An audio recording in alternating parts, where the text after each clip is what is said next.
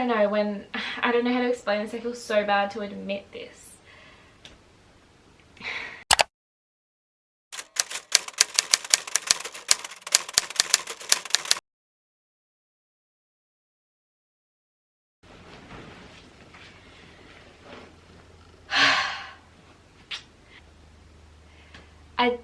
I feel kind of bad and a little bit ashamed sometimes to make these kind of videos, but I just feel like it helps me, and I don't know, I feel like it does help other people. I often get messages after posting something like this from girls saying it helped them if they were struggling that day with their own mental health or disordered eating struggles or journey, or sometimes it's someone saying it helped them even just realize that there were little things that they were doing, or realize that they were struggling themselves. I guess I should do a trigger warning. I am going to be talking about mental health and eating disorders. I will be sharing kind of my own struggles, but I do want to make this positive and about recovering and why I want to be healthy. If you do find that this content triggering, then just skip over this video. I don't want you to feel upset at all.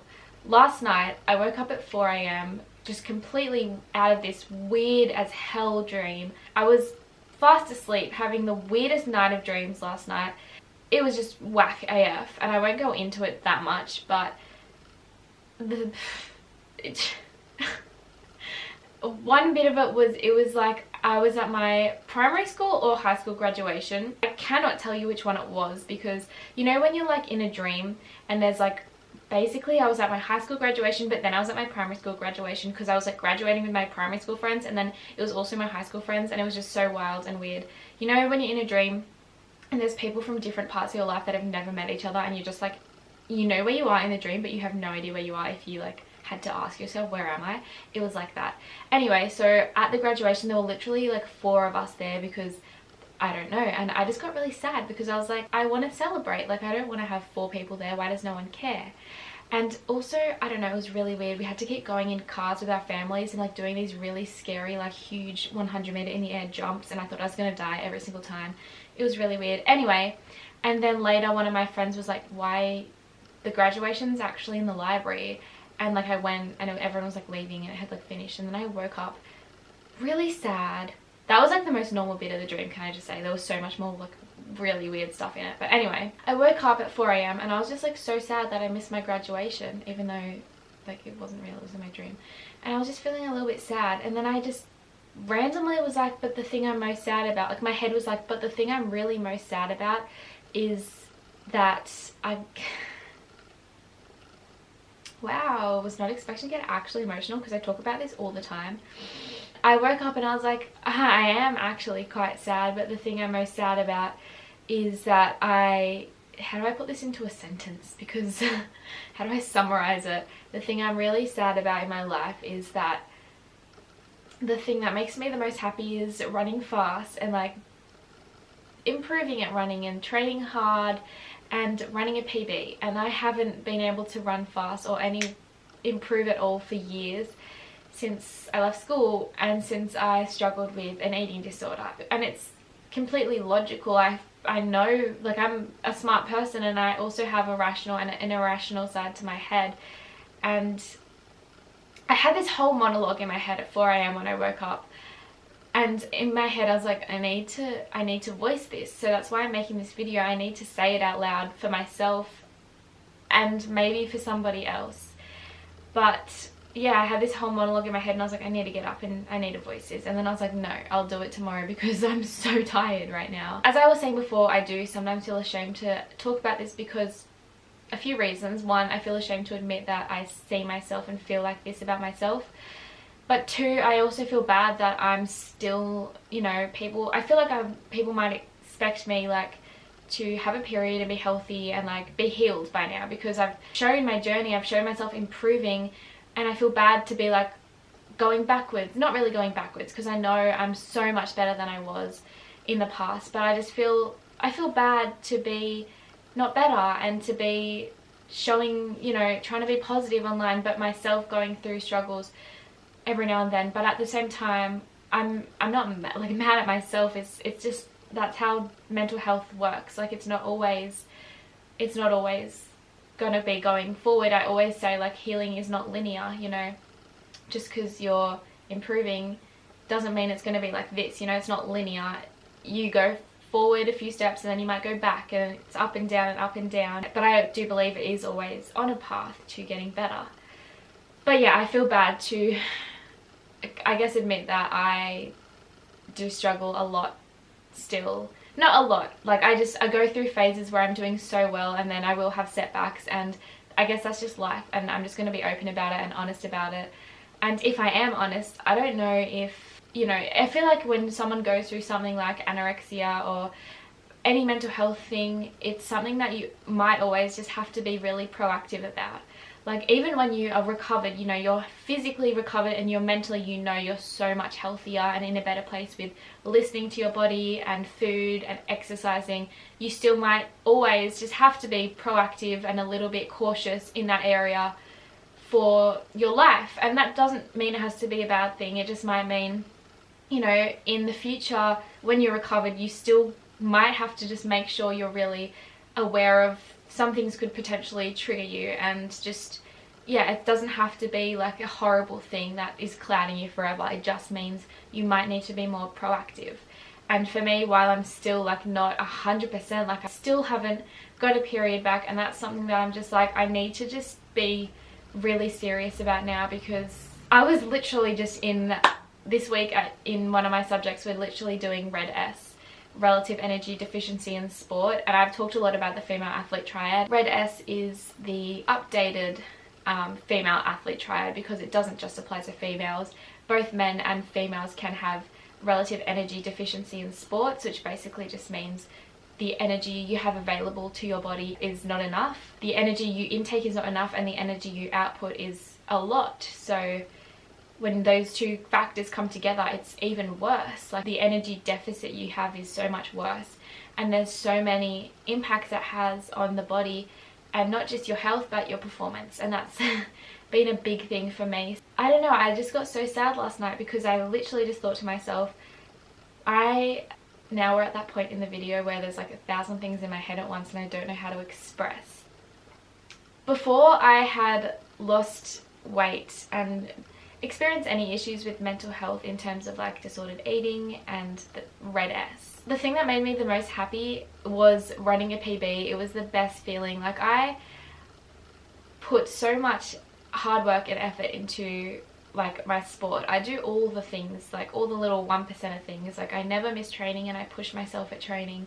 I make sure I stay on top of recovery and rehab. Like every time I get injured, I'm at the physio straight away. I do all my recovery every single night. Like I'll have cold showers and ice baths. I'll do all my foam rolling and stretching and massage. I like rarely ever go out. I get a lot of sleep. I obviously never eat junk food. I eat so healthy, but it's not enough, and I don't listen to my body enough when I'm super fatigued and then my body needs rest. I have pushed it too far, and I've gotten so much better, don't get me wrong, with listening to my body and eating enough. And the thing is, like lately I haven't been in a bad place with food where I'm not letting myself eat when I'm hungry. Like I've been eating till I'm full and not thinking about food all the time, but it's still not enough for my needs, for my energy needs. And the thing that I'm ashamed about is that I honestly hate to say this,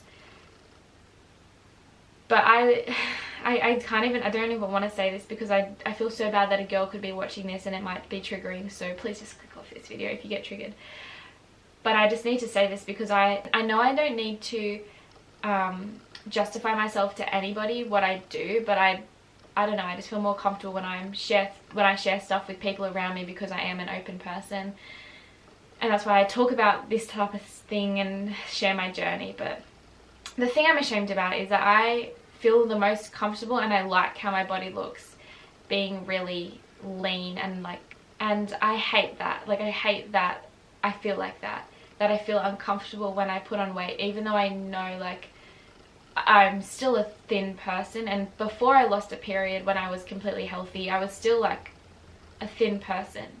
But I don't know if it's like a body dysmorphia thing where now when I get to a healthy size, when I'm still thin, I feel so uncomfortable in my body and I feel so big. And I hate to say that this is how I feel, but I don't know where that came from, or if it's from being used to seeing myself so tiny that when I'm a healthy size I feel really just, I hate how I am.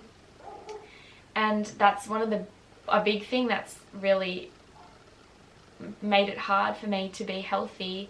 Like, I have gone through periods where I've gotten to a healthier size and I start to get signs of a period, and then I'll sometimes, like, I don't know, I'll get leaner, not purposely, but I'll just be like training harder, and I'll just not be thinking about food so much, so I'm not making an extra effort to eat more, because I'm just like, no, it's better to like not be overthinking food. And I'll just start getting leaner again, and I'll start feeling so much better about myself and so much more comfortable with myself. And then that leads me back to feeling like, back to being like in the place I'm at now, where I'm like comfortable with my body, but I'm really not healthy. Like, I don't get a period and I feel flat, and then I'm pushing myself at training, and you don't get stuff out of that. You don't get the benefits of all of your training when you're not at a healthy size for you. And that's why I wanted to talk about this, because I just thought I need to change. And I don't just mean like physically change and like gain weight. I mean like physically change and gain weight, and mentally change and accept that and be happy with that. And it's just so hard, because like when you've been, I don't know if it's like a body dysmorphia or if it's just comparing how I've looked at this size. I don't know how to explain it. Another thing that's hard is like, I don't know if I just feel this pressure of that people see me in a certain way. And I know you're not meant to worry about how people see you, but I feel like, I don't know, like I feel like people see me as like, oh, you have abs, you're so skinny, and like people tell me like you're the tiniest person I know, and people know me as like, you have no body fat, you're the tiniest person I know. And it scares me to suddenly be like not that person anymore. Not that I feel like it's good to be that person, but I don't know, I feel like people expect me to be this person, and it scares me to go against the whole like what society idealizes for my, I don't know how to explain this. I feel so bad to admit this. I guess that's why I feel like maybe talking about it and saying this like online and here will make me feel better about it, because I'm like, well, don't expect this of me anymore, I guess. I don't know. I recently signed with a new modeling agency, and which I'm super excited about, but I feel like for me that was kind of triggering, because I was like, oh my gosh, they like me looking like this. And I hate to say this. And basically I said to them straight up, I was like, look, if I gain weight or get too muscular, then like, so I'm not going to change. Like, I'm not going to aim to stay tiny or not put on muscle. Like, I'm not doing that. If that happens, then you can put me for the commercial side, not the editorial or fashion side of your agent. But that's good. I'm not gonna, like, I just, even though I say that, it doesn't mean it's easy to do. But like, stuff it, I need to be headstrong and say like, stuff you, like, not stuff you because I've done nothing, but like, this is me and I'm gonna be strong and healthy. Yeah, so basically last night I was just thinking how sad I was about that. And I used to have this book where I would write my PBs. I would write my goal PBs. This is like when I was last competing healthy. I would write, every season I would write my PBs for each event that I was competing in, like the goals that I wanted to run, and they were always realistic. Like, it was never like a sudden 2-second jump in an event. It would be like something realistic, and I would always get them that season because I was so fresh to the sport. They were realistic. I was training really hard. When I had, you know, started and I was running like a 58, I would write, goal is to do sub 58. I would tick it off. And like the last season I was healthy, I wrote these goals and I never ticked any of them off. And like since then, that was like 2017, and they were realistic at the time. And the thing that made me sad was now I'm like not near them, but I've been training so hard, but I've been not eating enough this whole time, and I've been not at a size for me that's healthy, and I've been too skinny, and I've been not getting anything out of all of the hard work I've been doing for years. And I want to tick those off. I want to keep writing new ones. And I'm still young now, but if I keep doing this for more years and years to come, then I'll never get to tick those off. And I just thought last night, like, I need to just get up and push myself to eat more than what I think is enough. And even though I said I'm in a better place, like I can listen to my body and take rest days, and I've been feeling better at training, and I've been eating a lot more and listening to my hunger, I need to realize that that might not be enough, obviously, clearly. So going forward, in my heart and soul, I know that being healthy and running fast is my favorite thing, and it matters more to me than how I look. And I even said to myself, when I'm a healthy weight, I'm still a thin person. Like, I don't know why I see myself as, like, I just hate how I look. So I need to learn that to start to love and be comfortable at the size that is healthiest for me. Going forward, I'm gonna reach out to a sports dietitian, and I always just thought, oh, I know about nutrition, I know what I need, but it doesn't mean I was doing it. And I feel like I'm one of those people who sometimes having somebody helps you actually enact what you need to do. So like, you might know what you should be doing, but you might not actually do it until a sports dietitian gives you like things to do that you weren't doing before. You need to do this to get a period back and to perform better and to improve again. When I get the right message from the right person, it really forces me to just act on it. And I know it has to come from within, a lot of the things you do, and I've definitely improved so much from like the worst stage of mental health I was at.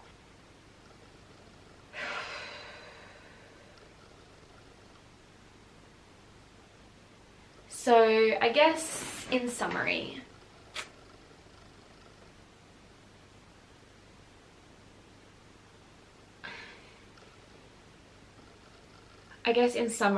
the reason I'm making this video is because the last few weeks I've been comfortable in my body because I've been very thin and lean. And although I have been mentally in a good place with food, like I don't ever restrict myself when I'm hungry, it's still not enough energy for my own needs. And I've been training a lot and doing well at training. And the last week I have been really fatigued, and last time this happened I had to back off training and I wasn't getting anything out of it because I was underfueled.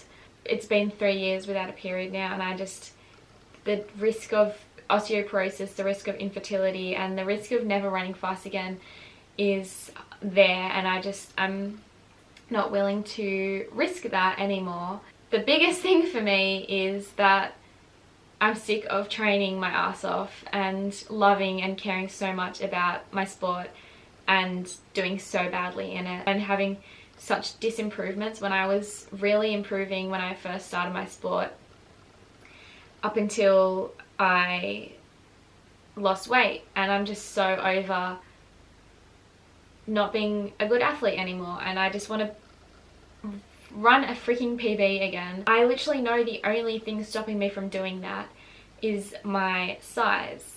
So even though the thing that I'm ashamed about and that makes it so hard for me to change that is how I feel about my body and like being so comfortable and happy with how it looks being tiny, I'm not healthy, and then I'm not happy with what really matters in life, which is not how you look, it's the things that you care about and the things that you love.